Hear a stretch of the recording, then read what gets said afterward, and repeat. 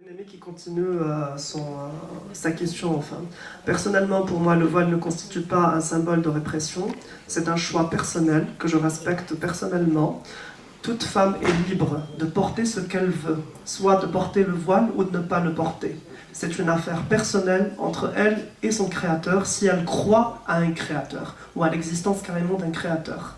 Je préfère donner la parole à une femme pour qu'elle nous donne son avis par rapport à ça. J'aurais bien aimé que le monsieur soit là parmi nous pour entendre peut-être l'avis d'une femme. C'est un avis qui reste individuel. Alors juste pour le bon déroulement de la soirée, vous nous indiquez qui souhaite prendre la parole, parce que voilà, on respecte. Alors Marie-Paul. Une petite remarque. Donc concernant le voile, donc, comme Slim a dit, c'est une la femme tunisienne, ou bien la femme en général, elle est libre de porter le voile ou non. Par exemple, moi je suis pratiquante et pourtant je ne porte pas le voile. Ça va arriver peut-être le jour que je vais le porter, mais c'est pas un repère. C'est pas un repère.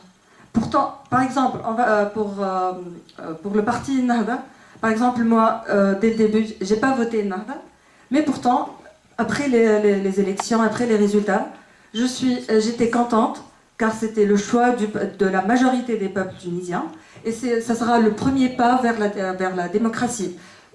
Voilà, donc là, on doit les laisser travailler pour les juger. On ne peut pas faire des préjugés. Donc voilà. Voilà, on doit les laisser travailler quand même. Alors, exactement. Marie-Paul et ensuite Félix. Bonsoir. Moi, je voulais revenir sur le début, un petit peu sur le passage de la peur à l'engagement. Et je voudrais dire toute mon admiration pour ce que vous avez fait, parce que quand je pense à nos petits rassemblements pour faire des manifs, bon, on peut être un petit peu... il y a des jeunes qui se font embarquer par la police, mais enfin, on risque quand même pas d'être torturés au 3e sous-sol. Voilà. Donc, le deuxième point, c'est un petit peu... quand vous avez parlé du statut de la femme, et que ça posait aucun problème, il y avait une complémentarité, je voulais dire que pour nous, il y a quand même un problème. Bon, on a les mêmes droits, les hommes et les femmes, mais on est bien loin d'avoir une égalité. Il n'y a qu'à voir ce qui se passe dans le milieu politique ou dans le milieu de l'entreprise. Alors j'espère que vous allez réussir, vous, ce qu'on n'a encore pas réussi, après bien les révolutions, tout ça. Je voulais dire, oui, je reviens un petit peu en arrière là, par rapport à la peur. Ça me fait penser un peu ce que vous avez fait finalement, à ce qui s'est passé pendant la résistance, parce que les gens savaient ce qu'ils risquaient quand ils s'engageaient s'ils étaient chopés par les Allemands, et ils y allaient quand même parce qu'il était question de retrouver leur liberté. Donc encore bravo là-dessus. Et puis pour en revenir à la peur, je voulais dire qu'on était très admiratifs, nous, du côté de la France, de tout ce que vous faisiez. Et bon, il y avait cet aspect, alors on est un pays laïque, donc cette révolution laïque, tout ça, et j'avoue que quand on a vu le résultat des élections, on s'est posé beaucoup de problèmes en se disant, pourvu qu'ils ne passent pas d'une dictature à une théocratie qui limite leur liberté. Voilà, donc j'espère de tout cœur que vous allez réussir à construire quelque chose. Ça sera tout à fait différent de notre régime, mais pourquoi pas, hein, on ne demande qu'à voir. Et une petite question, parce que je ne sais pas comment ça se passe, et comme je suis très copine avec Cassia et qu'il y a eu tout un mouvement qui dénonçait le statut de la femme 20 ans par A4, là, il y avait eu tout un mouvement là-dessus, qui dénonçait le code de la famille. Je voudrais savoir s'il y a un code spécifique pour les femmes en Tunisie, et qu'est-ce qui est prévu de mettre en place pour la suite. Et ce statut regroupe l'ensemble des droits non seulement de la femme, mais également de toute la société. Donc, un point important à signaler et à souligner également, c'est que en France, vous avez une différence de salaire au niveau de la rémunération. Pour le même poste, vous avez un homme qui est mieux payé qu'une femme, alors qu'en Tunisie, ils ont le même salaire, exactement pareil. Donc, et c'est depuis l'ère de Bouteflika, et ça n'a pas changé. Donc, la femme tunisienne, et ça ne changera pas. Même pendant la dictature, ça n'a pas changé. Donc, la femme a eu le droit au vote en Tunisie avant plusieurs autres femmes européennes. plein de pourcentages de droits de l'avortement également, beaucoup de droits. Elle a tellement de droits que par moments certains hommes se sont lésés par rapport aux droits dont dispose la femme tunisienne. Donc rien que par exemple si on prend le cas des divorces, en cas de divorce la femme a tout. Elle a la garde, le foyer, tout, et elle a même droit aux indemnités. Donc hein? C'est-à-dire, c'est pas tout à fait juste. C'est de l'injustice envers l'homme. Voilà. Mais c'est un système qui est fait pour protéger la famille, pour éviter les divorces et la prolifération des divorces. Donc, Alors, on va passer la parole à Félix et puis après à Sarah. Après. Maintenant, comme il y a beaucoup de demandes, je vais contrôler entre guillemets et puis passer la parole. Simplement, je vous demande, comme il y a de plus en plus de demandes d'expression, de faire vos questions les plus resserrées possibles. Gabi a une petite question par rapport à la femme. Héritage, je finis. L'héritage, on a les deux systèmes. Soit on va appliquer, donc les familles ont le choix, soit de partager à part égale entre la femme et l'homme, ou bien d'appliquer la règle religieuse, c'est-à-dire qu'un homme a deux parts plus qu'une femme, pour la simple raison qu'un homme doit subvenir aux besoins de sa femme obligatoirement et à sa famille. Donc, en principe, c'est la religion qui l'implique. Donc si on va appliquer la religion, le texte coranique, il est bien fait, mais après, le degré d'application diffère d'une personne à une autre. On ne va pas entrer dans la vie courante de chaque personne. Voilà, c'est bon. Alors, bravo pour ce magnifique combat pour la dignité.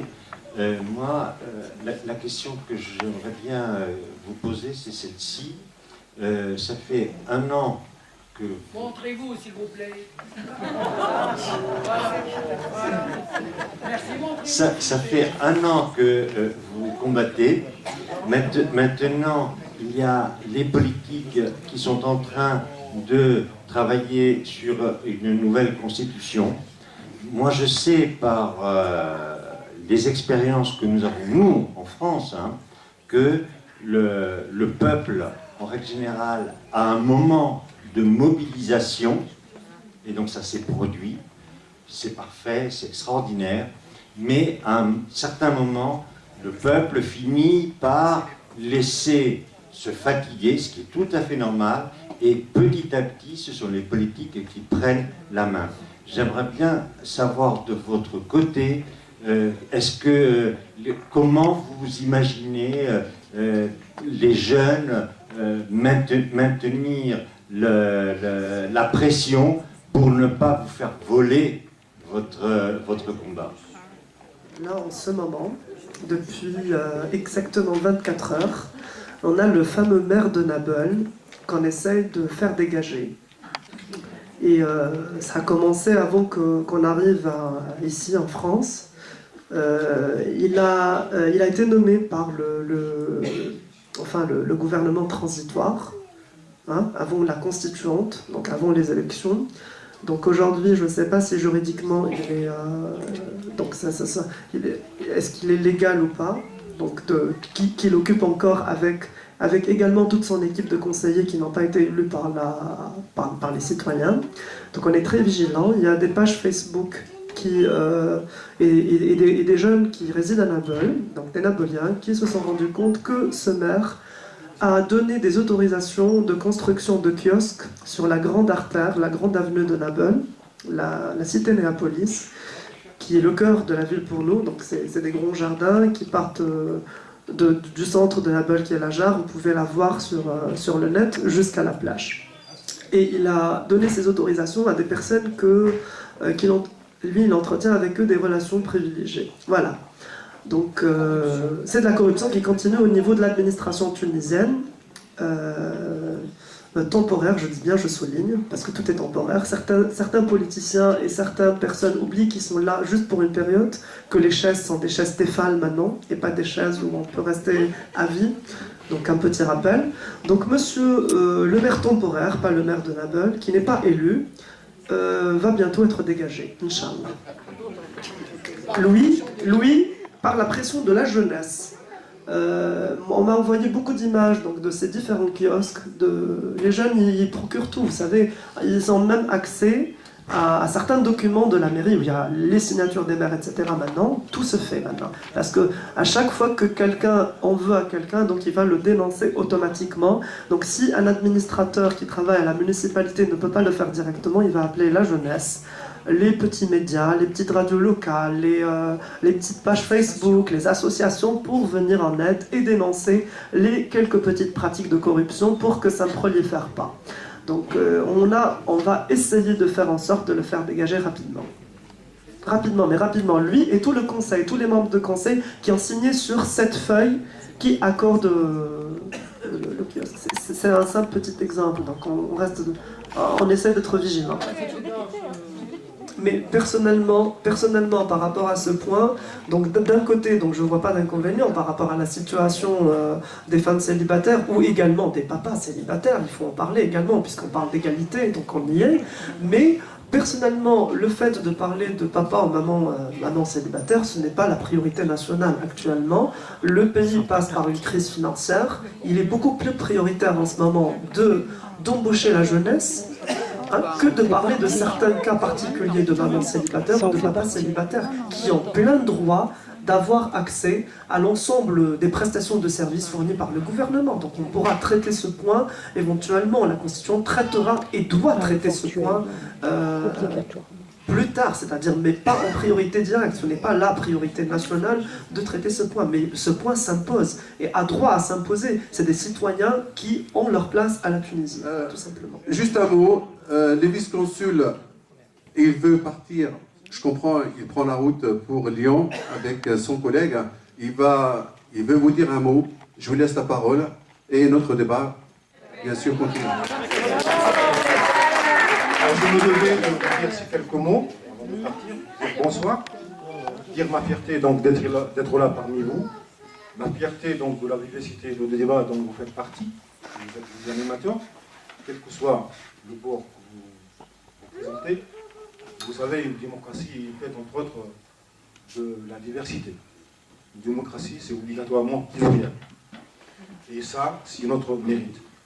Alors, je dois dire tous mes remerciements donc toute l'équipe de la MJC, tous ceux qui ont contribué donc à mettre en place cette activité, qui crée un certain petit coin de convivialité et d'amitié à la Tunisienne. C'est un rendez-vous pour les Tunisiens, en premier lieu, avec leurs amis français. Et ça, c'est aussi une autre source de fierté pour nous.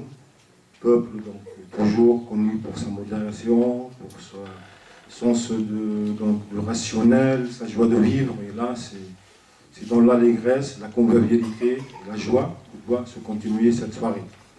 Donc je tiens à remercier toute l'équipe qui a fait de sorte que ce soit ainsi, ceux qui sont là et ceux qui ne sont pas présents. Je tenais également à leur réitérer nos remerciements de Monsieur le Consul Général et l'excuser pour ne pas avoir pu être avec nous ce soir. On a une grande activité qui se tient actuellement à Lyon, qui est le Forum Libération, auquel on prend part, parce que la révolution tunisienne et la Tunisie s'invitent aussi donc, à ce débat. Là, il est présent là-bas avec M. Ria Ben Achour, qui a donc qui assiste donc pour représenter un peu la Tunisie dans ce débat. Donc c'est pour cela qu'il n'a pas pu venir.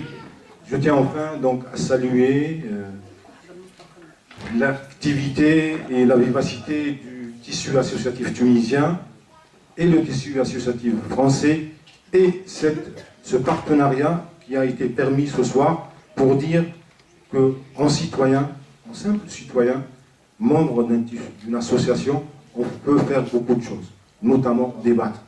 Débattre et donner l'occasion à des jeunes comme ceux qui sont présents là pour faire émerger leur potentialité, leur créativité et les possibilités qu'ils peuvent avoir pour le bien et l'avenir de leur pays, mais aussi pour leur propre bien. Parce qu'on sait s'exprimant et surtout librement qu'on se réalise en tant qu'homme. Parce qu'être homme, c'est en premier lieu être capable de la parole. Et si elle est libre, c'est encore mieux. Et c'est le cas ce soir. Merci à tous.